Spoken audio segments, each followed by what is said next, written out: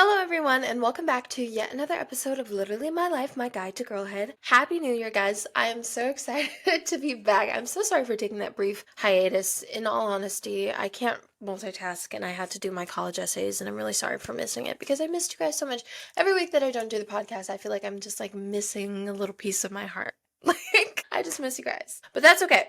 We are back. We're going to have a great episode. Today, we're going to be discussing those things that we are leaving in 2024. Those things that we're just going to leave behind in order to fully embrace 2025 and make it our year. You know what I mean? Like every year, I don't know if you guys ever see these, but I see these on Instagram all the time. I always see people talk about the things that we're leaving in said year, and they make these like ins and outs lists, right?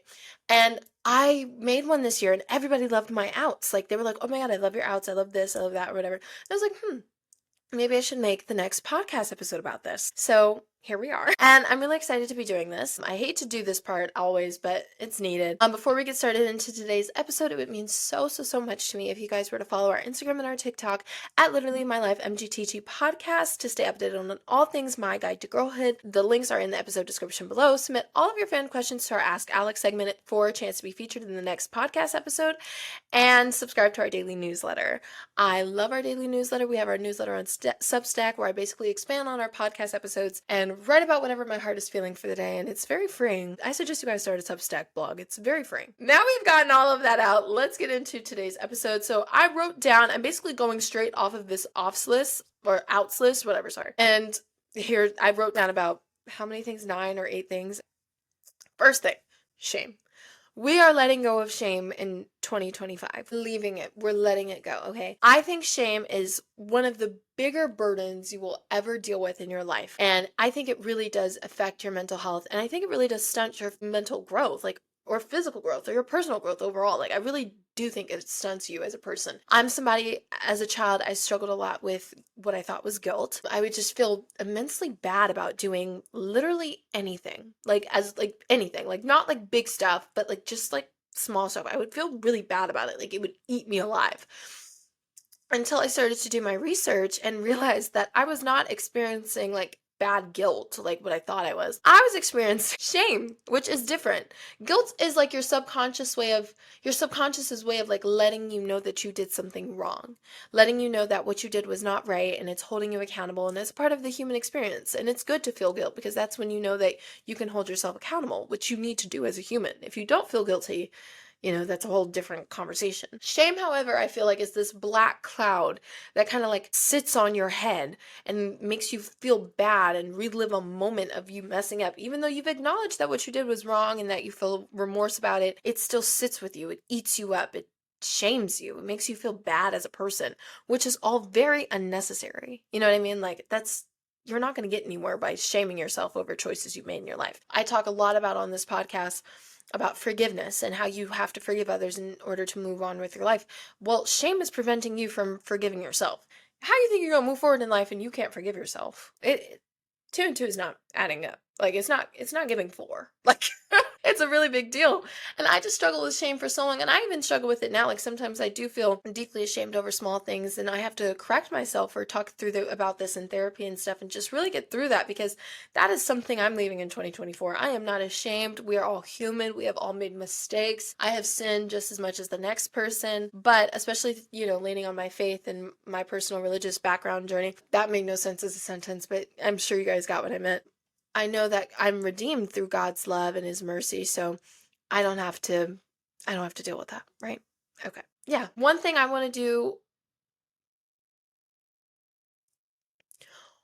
that's important when letting go of shame and embracing self-love is to realize the difference between guilt and shame. I gave a iffy definition, so I suggest you guys definitely do some research, talk to your therapist about it, talk to a counselor about it, because once I realized the actual definition, I was like, okay, well, now I'm just a human being that's hung up over their mistakes, and that's just keeping me sad all day. Where is that getting me? And I was able to that was my call to action, and I got up and was like, I don't want to feel ashamed anymore. I forgive myself. Learn to forgive yourself once you realize the difference. I forgive myself for the mistakes that I've made, and I'm going to let go of it. I'm going to let go. I'm leaving every burden at the cross, and I'm moving on. And that's what it is. It's nothing more than that. Okay, our second thing we're letting go of. preconceived notions of others. Okay, this is a big one to me. Okay, we talked about my personal testimony and how I dealt with a lot of preconceived notions from other people's. Okay, there is such importance on releasing judgments about people based on stereotypes or assumptions. Okay, especially rumors and gossip. Okay, I'm at that age, I'm 17, I'm in high school, so gossip is like mainstream. Like my whole life is like a tabloid. Okay. Like I'm used to it, okay? By now I'm used to it. But I think it is so unfair, and I think this is just from my experience, that's why it's like so personal to me. I think it's so unfair for people to be rude to a person, and I'm guilty of this too. I think it's just unfair as humans that we judge people because of things we've heard about them. I think it's unfair as humans that we judge people based on what they look like or what we've heard they act like or whatever. We just don't want to be around this person or don't give them a chance to prove them, not even prove themselves, but to show us who they really are because of, like we said, that, like I said, those preconceived notions. I think it's very dumb. I think it's very dumb. I think that's not how you should treat a person. I think every person has a right to show themselves who they like. I think every person has the right to express themselves freely and have people get to know them based on who they are and their heart and their intentions and their character and not the gossip that we've heard of them from room 102. Okay, I am working on approaching people with a clean slate this year. Okay, I don't care what I've heard about you because, like I said, I'm at that age. Like I told you, my whole life's a tabloid. I'm working on approaching people with a clean slate. I don't care who you are. I don't care what I've heard or whatever. You're nice to me. I don't care about what Becky and Sue and John and Jill and Bill said about you. Okay. I definitely think that we should all think about the reasons why we see and treat others, and we should focus on empathy over assumptions. You know, a lot of that might be personal stereotypes we have on race or gender, or it might just be like agendas we have in our head. It might be jealousy. You have to clock that. You might not like somebody because you're secretly jealous of them. Yeah, I have to clock myself sometimes too. I'm like, ooh, girl, like you might just be jealous. You never know. That might be a factor in it. Okay. Third thing, I'm excited for this one. Overconsumption. We are letting go of overconsumption. You know how I realized I was a part of overconsumption? Because I always preached about it. I'm like, we do not need more than we need. Okay, that sounds like redundant, but it's true.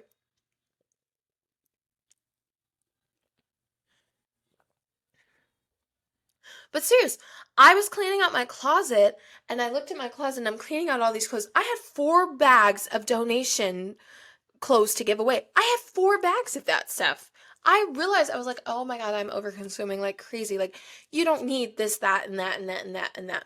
There is such danger of overconsumption in society, both mentally and physically. Like, it is really bad. Like, it's really bad. And just think about every time you overconsume something, whether it's like perfume or like I don't know, like cigarettes or whatever. Both of those behaviors, they're bad for you and for other people. Like if you're smoking, you're giving other people because you're smoking in public. Like if you're smoking in your bedroom, that's just weird. But if you're smoking in public, you're giving people like the risk of developing secondhand smoke and getting cancer because you can get cancer from secondhand smoke. If you're smoking in your room though, you're also endangering yourself. Like you're hurting your lungs. And consuming, like I said, the perfume or whatever, there's going to be a perfume shortage at one point because you have 12,000 bottles of perfume in your bathroom. And that's a personal call because I have a lot of perfume. I have a big basket of perfume. If this were a YouTube video, I would pick up the camera and go show you guys my bathroom. It's not even funny. I am like I realized that was like a big thing for me cleaning out my closet. I'm like, I need to step away from the cycle of like more and focus on quality over quantity. Like I'm telling you guys, 2025 is going to be a minimalist year because in reality, you don't need material things or certain behaviors. And that's a certain behaviors heavy on that one. You don't need either of those things to feel happy or fulfilled in your life. My happiness, like I said, my happiness comes from Jesus. Okay. And he's there all the time. Okay. He don't care how many bottles of perfume I need. He's there. Okay, so I I'm learning to depend on my faith and that and not the material things of this world. I think it's so easy to get caught up in things that we want and things that are shiny, but all that glitters is not gold. So we are leaving overconsumption in the past. Okay, minimize distractions and think about when you're buying something or when you're engaging in an unhelpful behavior. Just think like, do I really need this or do I just need to pray? Do I just need to pray? Because you more than likely just need to pray. Fourth thing is we are letting go of anxiety. Okay. We are releasing anxiety, babe. Let me tell you about this one. Okay. I don't know if I shared this with you guys because I feel like I don't give a lot of insights into my therapy journey. But I was diagnosed with anxiety in 2024, and I'm leaving it in 2024. And now I know I'm not an idiot. Like, I know the science behind mental health, and I know that it's not just something I say, I'm kind of done with being anxious. I'm kind of tired of worrying. Like, I'm gonna leave that there because a million people would do that. Like, that's like the easiest thing to do. So I know that's not how it is. But anxiety, I just can't carry that burden anymore. Like, I can't. And all things, like I said, are possible through Jesus Christ, right? I'm leaving all of my anxieties and my worries at the cross. Like, I'm not carrying that with me anymore. Anxiety really impacts day-to-day life, and letting go of it, I know, is just going to bring me such peace. Like, I was one of those people that worried. I worried about every possible income. I worried about every possible outcome. I worried about everything. I worried about any and everything that could happen. And it was exhausting. It weighed on me. It was awful. And I hated it. I really did hate it. It was so bad. But I realized I don't want to live like that anymore. Anxiety has really affected me. And I'm letting it go in 2025. I am letting it go. How am I going to do this? Well, pay attention. I'm going to talk to Jesus about it. If you are thinking about it, pray about it. If you're worrying about it, praying about it, pray about it. Like I said, I have so many mistakes in this episode, but it's okay. What is that quote we talked about with 50 Cent's grandma? Like, you can either worry or pray, but you can't do both. She clocked it there. Okay, that's how it is. I'm either going to worry about it or I'm going to pray, but I can't do both. And that's how it is. I'm going to pray. I'm not going to worry about it anymore. Every time I can't talk about it on camera or anything. Not that it was anything bad, but it's just, So I can't talk about it, but I went through this like very, what I would say, a worrisome situation this past weekend trying to do something. And it looks like it didn't work out, but that's okay. But I wasn't worried about it this whole time. It was like very stress relieving. Like, I was like, you know what? God got it, because I don't got it. I'm gonna let God fix it, because if I fix it, I'm gonna go to jail. Okay. No, I don't know who said that, but I love saying that. Because if I fix it, I'm gonna go to jail. So I've been praying about it. I'm like, you know what? I'm not gonna sit here and stress. I'm not gonna worry. I'm not gonna do any of that stuff. I'm gonna pray over it, and God is going to open a door for me. I don't know what door He's gonna open, but I'm just going to let God do it. Because like I said, if I do it, I'm gonna go to jail. So I'm personally leaving my anxiety in 2024. I don't know about y'all, but I'm letting Jesus take care of it. Number 5, dirty spaces. We are letting go of dirty spaces in 2025. We have to let it go, babe. We have to let it go. Now, there is a deep connection, because the Bible also says that cleanliness is next to godliness, and God never misses, but He really did miss on that one. There is such a connection between physical clutter and mental clutter. Like, there is a connection between the two clutters, okay? I don't know what it is, but I genuinely do feel like very confused and anxious when my room is dirty. My room is dirty now. I'm not anxious though, because I left anxiety back in 2024. But I just don't feel like myself. Like, you need like a clean space in order to maneuver. You need a clean space in order to really get stuff done.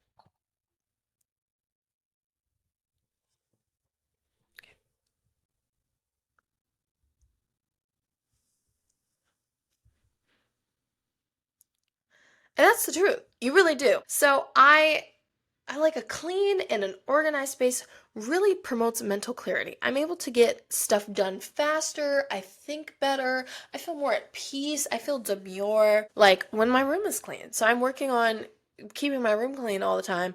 I always say that every time I clean it, and somehow 50 bajillion clothes end up on the floor. But that's okay. If anybody has some simple steps to declutter their environments and create spaces that nurture positivity, please let me know. Like, the thing I'm working on is just like, when I like take off my clothes, like fold them up and not put them in my chairs and just put them in the drawer right away, or in the dirty clothes basket, but they're still on that chair. I don't know how that's working out, but I'm gonna have a clean room in 2025. I'm telling you guys, I'm going to have a clean room. I have too much to do to have a dirty room. 6th thing, big thing. We're letting go of lust. We are letting go of lust. Let me tell you guys this. As I have gotten deeper into reading my word and deeper into prayer and deeper into the Bible, I've actually learned the definition, or I think I've learned the difference between love and lust. Okay. Now, I've learned that a lot of people actually do crave, and I can speak on this. A lot of people actually do crave true love and true intimacy. And we mistake true love and true intimacy, because of the way sex is so promoted in hookup culture, with lust. And we think, oh my God, we have to sleep with these people in order to emotionally connect with them, which is so backwards. But that's what we think as a society as a whole. But what we really want, we don't really care. Like, obviously, sex feels good or whatever, but we really care about the emotional connection. That's what we really yearn for, and we think the only way to achieve that is through sex. That is lusting. I have realized, like nobody cares about, well, okay, that's an overgeneralized statement, but people really care about love. Like, period. People really want that emotional connection with people. People don't want to just have sex and move on with their life. Like, that's not anybody's goal. That's not anybody's goal. People really want love and emotional connection and intimacy. And that's what I want. I am letting go, like, not that I've ever engaged in it, but I'm letting go of lust and surface level desires because I want a deeper relationship with a person. I want true, genuine, old school marriage and romance, okay? I don't want not that I ever engaged in it. I don't want that, new school hookup culture, whatever. I definitely suggest that you guys focus on love and trust and emotional depth instead of fleeting attraction, because sex and attractive people and all that stuff, it comes and goes, but you will feel empty at the end of the day giving up your body to people who are not worth it, who do not love you, who do not value you as a person. They are not worthy of taking your body, and you're not going to be more loved or more looked at if you are just having sex with people. I don't know why people think that, but they do. Everybody wants love and wants attention, and sex is just not the way to give it. So we are leaving lust in 2024, babe. We are leaving lust. Seventh thing, we are letting go of laziness, babe. We are letting it go, okay? Let me tell you this. There's a quote I saw on Pinterest. Let me tell you, those Pinterest quotes, I saw this quote. A month from now, you can have a month of progress or a month of results from your laziness. That wasn't the exact quote, but you get what I mean. You can have a month of progress and growth or just being in the same old spot. And that spoke to me. Like, I want to embrace discipline and consistency in 2025. Farthest I got in 2024 was because I didn't stop. I kept my foot on my own neck, okay? Like, I didn't stop moving. I kept working hard and hard, and I've been able to achieve such success by working hard and by, like, not stopping and staying consistent and not succumbing to laziness or distracting spirits or whatever. I was like, you know what? I'm going to keep going. I'm going to keep on working, and nothing is going to get in my way. I want these certain goals. I made like a goal list, and I did that again this year. I do that every year. I made a goal list of things that I want to achieve, right? And I made an actual reasonable plan, like a SMART goal on how I'm going to do it, and I got that done. Because I can look back at 2024 and be like, I got this done, this done, this done, this done, and I'm this much closer to achieving my dreams. I'm this much closer to getting to my goal. I am not going to sit on my butt anymore and allow opportunities to pass me by because I simply do not feel like seizing them. That's not going to happen anymore. Obviously there are boundaries. Obviously you do need to rest when needed. Obviously you need to listen to your body, and I'm trying to work on that because now I'm like at a point where I don't rest. So like, I used to rest too much. Now I don't rest. So it's like this whole thing. But I'm definitely embracing discipline. I'm definitely embracing consistency in 2024. I am going to get things done this year. If it's like the last thing I do, I'm going to get some stuff done. Okay. I want to encourage you guys to pray on it. I want to encourage you guys to pray to break the cycle of inconsistency. I want you guys to pray on building momentum toward achieving your goals, right?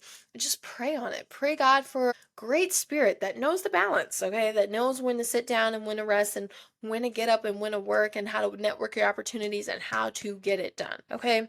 Pray on it, because that's what I've been doing. I'm like, God, give me the motivation. I did that this morning. I was like, God, give me the motivation to get through today because I'm tired. I am physically tired. Last night I was at Derek Rose night at the United Center. I'm so excited. I was so excited to go, but I was so exhausted last night. I think I slept in my makeup. I still have to get up today, do my college applications, and record to you guys, and I got it done through Jesus. And I'm not gonna go to bed tonight till probably like midnight, and I'm gonna have to get up in the morning and get it done in His name, in His name, like in His name. Okay, I love doing this now. Okay, last thing, we're letting go of blasphemy. Now, this is not anything I've ever typically engaged in. I've always been very big on like not disrespecting the name of God, even when I haven't been super religious. But let me tell you, there's importance in respecting other people's beliefs and reconnecting, with their spirituality or whatever, and letting them disrespect your God. I have friends who are of different religions, absolutely, but do you think I will ever let them say anything blasphemous about Jesus? No, I don't even entertain blasphemous spirits. If you say something bad about God in front of me, I'm going to try to disconnect, not that. I'm going to try to educate you, not disconnect. I'm going to try to educate you on what you said. I'm going to definitely try to have a conversation on how that made me uncomfortable. And I'm going to talk to you about Jesus. I'm going to get preachy because you're not going to disrespect the King of Kings. You're not going to do that in front of me. But definitely, since strengthening my faith, I'm definitely letting go of that negativity about the one and only person that saved me, which was God. Like I told you guys, I literally almost lost my life, and God is the only reason I got it back. If you think I'm going to be around people who don't praise him, it's insane. My actionable tip for this and how to nurture your spiritual self and treat your beliefs with reverence is to pray on it and pray for God to reveal and remove those blasphemous spirits in your life. And it may not just be people, it may be your actions, maybe the music you listen to. I don't know. I used to love some Rico Nasty, but then I listened to her music. I'm like, oh, she's a little blasphemous. I got to stop listening to her. So ask God to reveal that to you. Okay. Now we are getting into our final segment. I think this is like the shortest episode we've ever done, but I told you guys I was tired. Like, we are not doing this tonight. Okay. Ask Alex. So I love doing Ask Alex. If you are new here, Ask Alex is basically a segment where fans submit questions through our Google form, which is in the episode description below, and I get to answer your questions in our next episode and just give you guys all my tips, and we just have so much fun doing it, and I'm so excited. Alexandra, you always radiate confidence and wisdom. Well, thank you. How do you practice self-love and forgiveness when you're feeling down? Ooh, that's a good one. This is such a good one.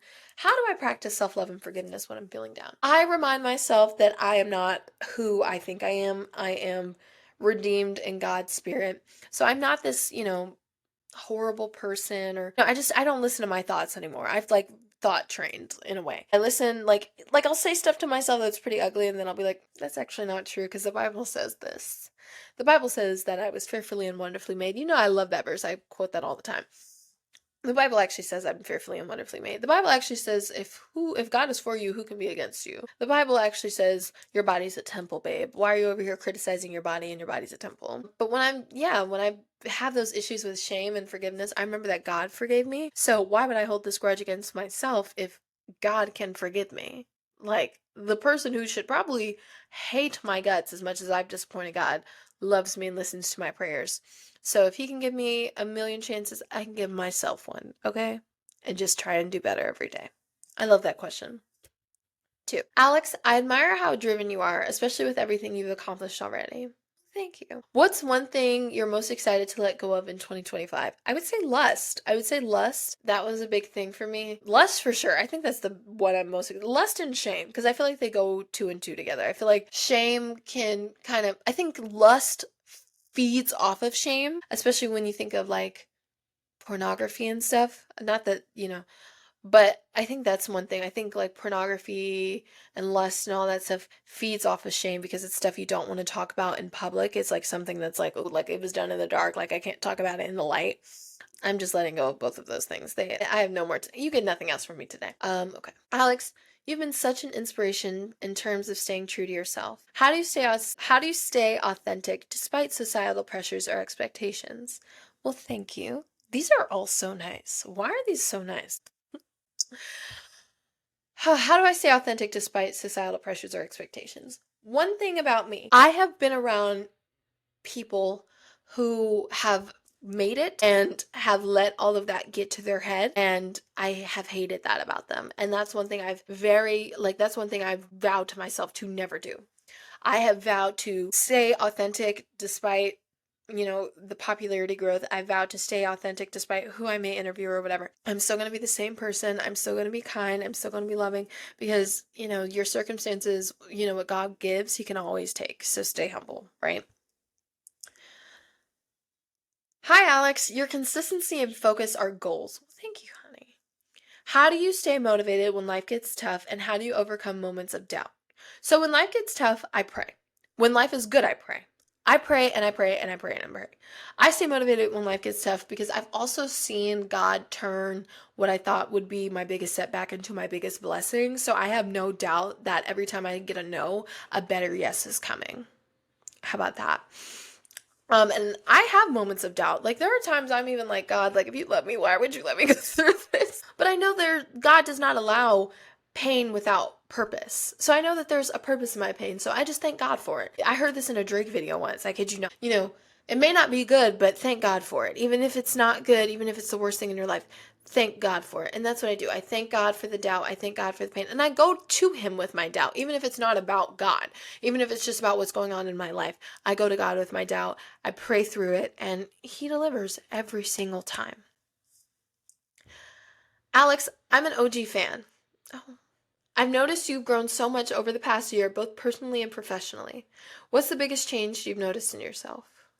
That is like probably the sweetest question I've gotten on the Ask Alex. That's so sweet. Well, one, I want to say thank you for being an OG fan and for seeing my growth, because the growth from this January, from last January, babe, only God, only he can do it. What's the biggest change I've noticed in myself? I think I'm more lightweight these days. I think I'm more happy. I think I'm more busy, but that's what I've always wanted. I've always wanted to be so incredibly busy, and I've gotten my prayers. I've gotten my prayers answered. I've noticed that I'm happier. I'm lightweight, and I don't want to credit that to my success because it's mostly God, but it has been you guys. It has been doing the podcast. It has been interviewing people. It has been getting stuff I just never imagined I would get, and I'm just so grateful for that. I don't know, I love you guys. Thank you guys so much. Like, it just means so much. I love you guys. Okay. Last question. Alex, you're so positive and proactive about your goals. What's one goal you're setting for 20 What's one goal you're setting for yourself in 2025, and how do you plan to achieve it? Well, thank you for that compliment. That meant a lot. What's one goal I'm setting for myself in 2025, and how do I plan to achieve it? I wrote out a lot of goals this year for my professional life, my personal life, or my career. One big goal for me this year is that I want to stay really consistent in my faith. I want to find a really good Bible study group. I want to stay in church. Actually, I'm going to read you guys some of my goals. I'm going to pull up the document now. I'm not even kidding. I'm going to pull up this document now and read you guys some of my goals that I set on New Year's. And I'll read you at least one goal from every column. How about that? That'll be our little ending treat. So for my personal growth, I actually love all these. So I want to deepen my relationship with God by reading my Bible consistently, joining a church or faith group, and pray daily. I want to journal regularly to process my thoughts and track my growth and stay open and vulnerable in therapy. That's my biggest one, staying open and vulnerable. I want to develop a that girl routine with morning affirmations, self-care evenings, and weekly personal check-ins. And I want to read at least 15 inspiring books that help me grow spiritually, emotionally, and intellectually. For career and education, you guys know I don't like to talk about things before they happen. So the only thing I want to share with you guys is I want to graduate high school with honors, making Whitney Young proud. For my health, I want to create a consistent workout routine. I actually want to do my 75 hard all over again. I want to lose 15 to 20 pounds and feel more confident in my body than ever. I want to prioritize healthy eating habits while still enjoying treats. So sushi, non-negotiable. And I want to commit to self-care Sundays for skin care and hair care and overall relaxation. You guys know I already do those, but I could up my game a little bit. But for relationships, I really don't like talking about my romantic relationships on here. So the only thing I want to share is build strong friendships with like-minded individuals who uplift and inspire me. For fun adventures, I don't want to talk too much into this. I like to keep things private, guys, I'm sorry. But I do want to plan an 18th birthday bash, something glamorous, something unforgettable, but something kind of intimate because I don't like a lot of people. For miscellaneous power goals, I will share one with you guys. I want to get my podcast featured in a major publication or a media outlet.